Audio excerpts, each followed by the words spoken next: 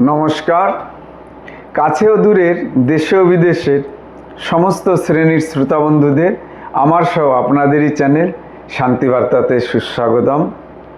আজকে খুবই গুরুত্বপূর্ণ একটি উপকারী ভিডিও নিয়ে আপনাদের সামনে উপস্থিত হয়েছি।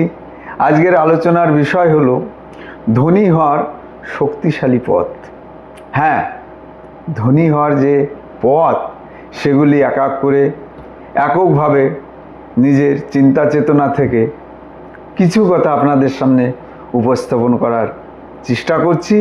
শুভবুদ্ধি সম্পন্ন মানুষরা ভিডিও শেষ পর্যন্ত সঙ্গে থেকে দেখুন। বক্তা শুধুমাত্রই তথ্য দিয়ে থাকেন, কিন্তু আমার সুমধুর শ্রোতারা সেই তথ্যকে কাজে লাগিয়ে এবং নিজের জীবনে ধারণ করার সঙ্গে সঙ্গে নিজের জীবনটিকে কিন্তু সুন্দরভাবে এগিয়ে নিয়ে যেতে সক্ষম হয়ে থাকেন। দেখুন, ইনকাম শিখুন, টাকাকে সম্মান করুন। এই কথাটা আসলে জীবনের খুব বাস্তব একটা নীতি। তৎসহ এই নীতিকে যদি আমরা সঠিকভাবে সঙ্গে নিয়ে চলতে পারি তাহলেই কিন্তু আমরা একটা ভালো জায়গায় পৌঁছাতে অবশ্যই সক্ষম হব। এটিকে সহজ করে বললে যেটি বোঝায় সেটি হলো, শুধু টাকা কামানোই কিন্তু যথেষ্ট নয়, টাকাকে সঠিকভাবে ব্যবহার করতে শেখাটাও সমান গুরুত্বপূর্ণ একটি বিষয়। এটা একাধারে আমরা অনেকে জানলেও কিন্তু সঠিকভাবে মানি না। চলুন বিষয়টা নিয়ে একটু পরিষ্কারভাবে উপস্থাপন করার চেষ্টা করি। প্রথমত, ইনকাম শেখা অনেকেই ভাবে একটা চাকরি পেলেই সব শেষ, বা এনতান প্রকারে মাসে কিছু টাকা আমাকে ইনকাম করতে হবে। কিন্তু আসলে ইনকাম শেখা মানে হলো কিভাবে নিয়মিতভাবে টাকা আয় করা যায়, কিভাবে নিজের স্কিল বাড়িয়ে ইনকাম বাড়ানো যায়, আর কিভাবে একটার উপর নির্ভর না করে একাধিক সোর্স তৈরি করা যায় টাকা ইনকামের। সে বিষয়ে যেটি বলবো সেটি হলো, একটি চাকরি, তার সঙ্গে ছোট একটি অনলাইনের কাজ, সেটি ইউটিউবের হতে পারে, যে কোনো ছোট ব্যবসা, মার্কেটিং বা সেলাই বা রান্না ইত্যাদি ইত্যাদি। আপনার মূল কাজের সঙ্গে যে কোনো একটি নতুন ছোট ইনকাম সোর্স চালু করতে হবে। যে মানুষ ইনকাম করার উপায় শিখে গেছে তিনি কখনোই পুরোপুরি অসহায় হয়ে পড়েন না। এটি কিন্তু মাথায় রাখতে হবে। তাহলে প্রথম ও প্রধান কি, প্রধান কাজের সঙ্গে সঙ্গে অন্য একটা ইনকাম সোর্স শুরু করতে হবে। দ্বিতীয়ত, টাকাকে সম্মান করা। এটা আমরা অনেকেই ভুলে যাই।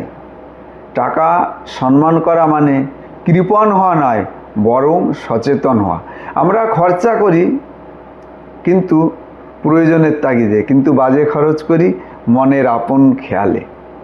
এর মধ্যে কয়েকটি বিষয় মনে পড়ে, সেগুলি হলো অপ্রয়োজনীয় খরচ কমানো, যেটি কেবলমাত্রই বললাম, বাজেট করে চলা, ইনকাম অনুযায়ী জীবনযাপন করা, তৎসহ সঞ্চয় করা,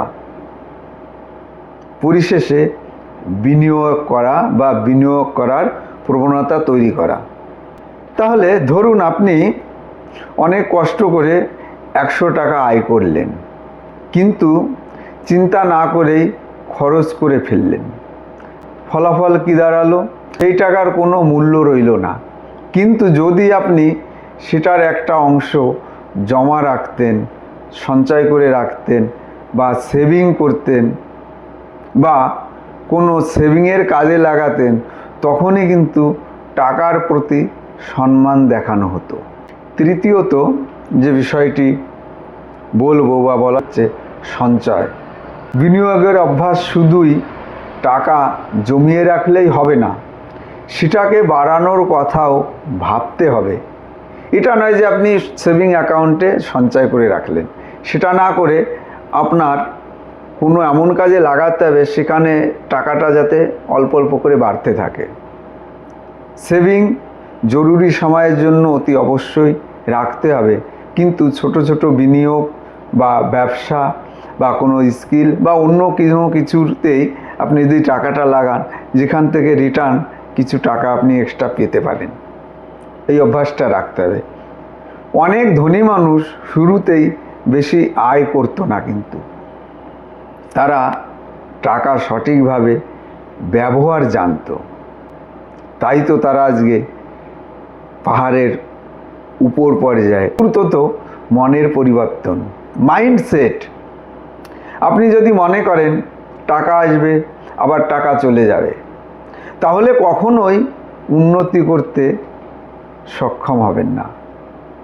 কিন্তু যদি মন দিয়ে চিন্তা করে ভাবেন যে আমি টাকাকে সঠিকভাবে ব্যবহার করব, এটা আমার ভবিষ্যৎ গড়বে, তাহলে আপনার সিদ্ধান্ত কিন্তু বদলে যাবে। এই সিদ্ধান্ত বদলানোর ভেতর দিয়েই কিন্তু আপনি ধীরে ধীরে নিজেকে কিন্তু শক্তিশালী করতে সক্ষম হবেন।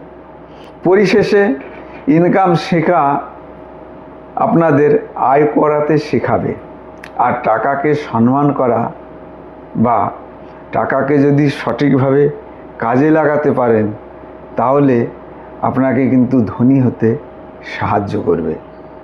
ইনকাম করা কোনো বড় ব্যাপার নয়, ইনকাম যে কোনোভাবেই চেষ্টা করলেই করা যায়, কিন্তু টাকাকে সম্মানের সঙ্গে সঠিকভাবে ব্যবহার করা কিন্তু খুবই দুরূহ ব্যাপার। আজকাল আমরা দেখতে পাই যে অনেক ধনী ব্যক্তি তার বিলাসবহুল জীবনযাপনের কারণে তৎসহ মনের খেয়ালে টাকা অপচয় করার কারণে তাদের পরিশেষে দিনগুলি খুবই দুঃখ কষ্ট সহ দারিদ্রতার সঙ্গে অতিবাহিত করে আপনি বা আমি সবাই দেখে থাকব। তার একটাই মাত্র ভুল ছিল, সে টাকাকে সম্মান করেনি। টাকা প্রচুর ইনকাম করেছেন, যেমন বেহিসেবি খরচা করেছেন, টাকা সেভিং করে রাখতে পারেননি, বা টাকা দিয়ে টাকা ইনকাম করার পথ বা প্রচেষ্টা কোনোটাই করেননি। পরিশেষে তাদের জীবন দুর্বিষহ হয়ে উঠেছে।